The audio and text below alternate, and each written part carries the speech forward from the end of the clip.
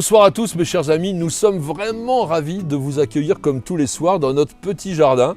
Il est pas mal fleuri grâce à ma petite jardinière Nicole qui l'entretient avec amour et elle est actuellement derrière la caméra pour réaliser toutes les images vidéo de cette émission. Nous sommes très heureux de vous accueillir ce soir pour le 199e numéro de cette émission journalière, Le Quotidien du Jardin, qui vous est laissé à disposition gratuite pendant au moins 24 heures. Mais bien entendu, si vous voulez avoir accès en permanence à toute la collection qui est très importante, eh bien nous vous invitons à devenir membre de News Jardin TV Le Club.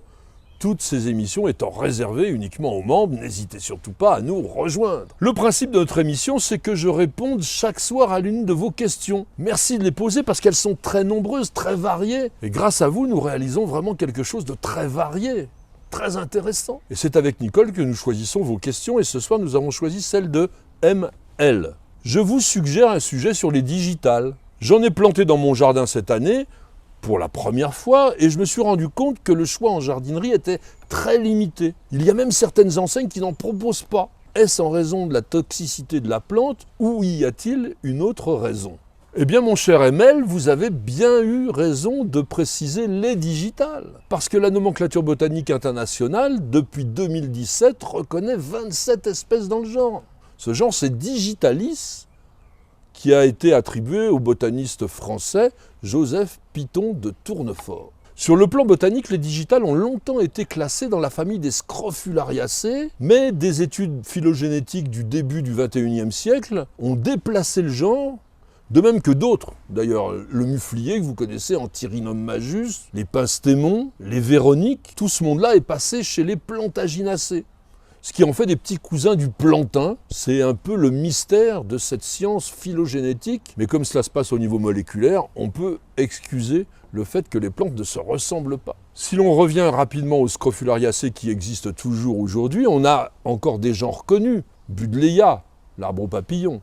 Nemesia, qu'on utilise souvent en décoration saisonnière l'été. Les Verbascum, qu'on appelle les molènes ou les bouillons blancs. Et puis bien sûr les Scrofularia, qui sont des plantes sauvages sans grand intérêt ornemental, une sorte de mauvaise herbe si vous voulez. Quant au nom Digitalis, il vient du latin digitus, le doigt, et il a été donné à la plante la première fois en 1542 par un médecin et botaniste bavarois, Leonhard Fuchs, dont on a utilisé le nom pour le fuchsia. Et il avait décrit la plante dans son livre De Historia Stirpium Commentari Insignes, en s'inspirant du nom vernaculaire allemand de la plante, Fingerhut. Ça ne veut pas dire chapeau de doigt comme le voudrait la traduction littérale, non, ça désigne le dé à coudre. Et d'ailleurs, le nom dé revient dans pas mal de noms populaires de la plante en français. Le dé de sorcière, le gant de Notre-Dame, le doigt de la Vierge, la gantelée, la coiffe des fées, le dé des fées, le doigtier, la queue de loup, le gant de bergère. Quant aux Anglais, ils appellent la digitale foxglove. Alors ça ne signifie pas le gant de renard. Non, c'est une altération de Volksglove, le gant des fées. Encore une fois, les fées reviennent parce que la plante est réputée être la fleur des fées qui s'en coifferait ou s'en servirait de gant. Selon les espèces, les digitales sont originaires d'Europe, d'Asie occidentale, voire du sud-ouest de l'Afrique. Mais chez nous, on cultive surtout la digitale commune, Digitalis purpurea, plante qui a encore une fois été nommée par l'incontournable Carl von Linné en 1753, et qui est une espèce très commune. On la rencontre très facilement dans de nombreuses régions, notamment dans les bois. Et il en existe divers cultivars de toutes couleurs, mais attention, la plante ayant tendance à se ressemer naturellement, elle peut passer pour une vivace dans votre jardin et surtout elle peut se croiser et avoir des couleurs variées. Pour en revenir à la question de notre ami ML, pourquoi est-ce que l'on ne trouve pas beaucoup de digitales dans les jardineries? Eh bien parce qu'il ou elle n'a pas été visiter le rayon graines. En fait, des semences de digitales, il y en a dans tous les rayons. C'est une plante qui se multiplie facilement par semis. Comme toutes les bisannuelles, vous allez les semer plutôt vers la fin juin, début juillet. Elle nous fera une touffe de feuilles et puis elle fleurira l'année suivante. Alors de temps en temps, il est vrai qu'au printemps, on peut trouver des beaux conteneurs avec des digitales toutes poussées, mais ce n'est pas extrêmement rentable parce que vous allez payer une plante relativement chère qui mourra à la fin de la saison. Donc n'hésitez pas à faire du semis. Après avoir formé sa rosette de feuilles, la digitale, l'année suivante, va ériger une grande rampe florale qui peut atteindre 2 mètres de haut. Et en mai-juin, elle va porter ses fleurs. L'inflorescence est une grappe terminale composé de sortes de tubes pendants. Chez Digitalis purpurea, c'est violet pourpré.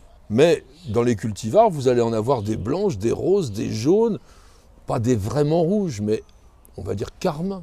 Et puis il faut savoir que si vous regardez à l'intérieur de la fleur, à l'intérieur de ce tube, vous allez constater qu'il y a plein de ponctuations, il y a des taches. C'est pas fait pour faire joli, c'est fait pour diriger les insectes vers le fond de la fleur. Où là, ils vont trouver du nectar et ils s'en délectent d'ailleurs tout en se frottant sur les organes sexuels de la plante qu'ils fécondent. C'est ce qu'on appelle des insectes pollinisateurs. Notre Digitalis purpurea pousse dans les sols acides, en plein soleil, pas trop brûlant quand même, ou même à l'ombre. L'important, c'est que le sol ait une bonne teneur en humus parce qu'il doit garder la fraîcheur pendant toute la saison chaude. La plante est assez sensible à la sécheresse. Nous venons de voir en détail Digitalis purpurea. Sachez que parmi les 27 autres espèces, il y en a quelques-unes intéressantes pour nos jardins. À commencer par Digitalis ciliata, plante décrite et nommée en 1866 par le botaniste allemand Ernst Rudolf von Trottwetter. C'est une espèce du Caucase, bisannuelle également, beaucoup plus petite puisqu'elle ne dépasse pas 60 cm, mais elle se caractérise par des tiges velues et surtout des fleurs jaunes claires, un peu plus foncées et mouchetées à l'intérieur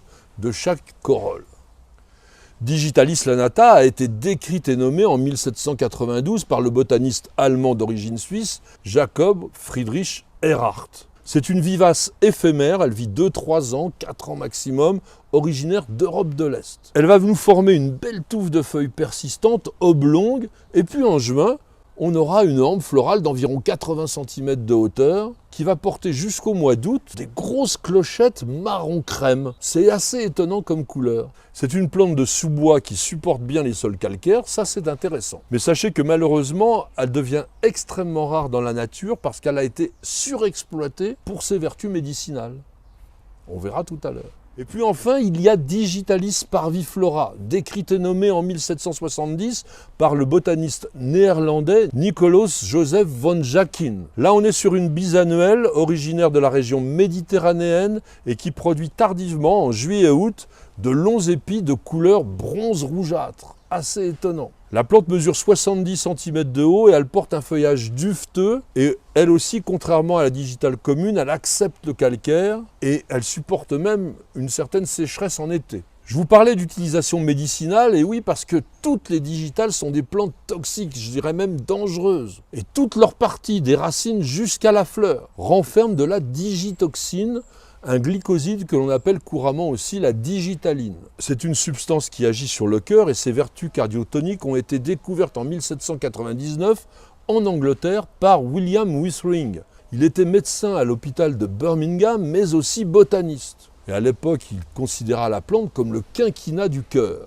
Mais on doit au pharmacien et chimiste français Claude Adolphe Nativelle d'avoir isolé et cristallisé en 1868 la digitaline, ce qui permet de l'utiliser aujourd'hui. Il faut savoir que cette substance est actuellement l'un des médicaments les plus utilisés dans les traitements des maladies cardiovasculaires. Et enfin, sachez quand même que la digitale n'est pas toxique pour tout le monde. Eh oui, il y a par exemple les larves de papillons Eupithécie de la digitale pourpre qui pénètrent la nuit à l'intérieur des fleurs et qui vont les dévorer. Et puis il y a celles qui aiment les feuilles, les chenilles de la Triphanulote, de la Mélitée du Mélempire, de la Ségécie des Sensons. Elles boulottent vraiment les feuilles de digitale sans aucun problème. Et je voudrais que nous terminions avec une jolie phrase d'Alphonse Daudet dans les lettres de Montmoulin en 1869 qui a dit « Des digitales de pourpre à long calice, toute une forêt de fleurs sauvages débordant de sucs capiteux ».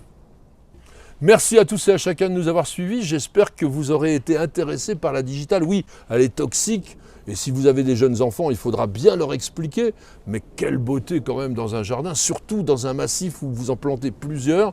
Et comme c'est une plante d'ombre, ça peut être quand même extrêmement intéressant. En tous les cas, merci pour toutes ces questions. Elles sont passionnantes. Vous voyez, on arrive à parler de choses extrêmement variées.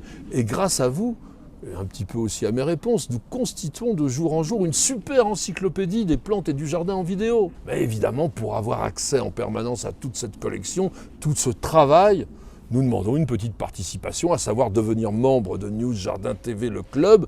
N'hésitez surtout pas à appuyer sur la fenêtre « Rejoindre » sur la page d'accueil de notre chaîne YouTube et à devenir membre du club.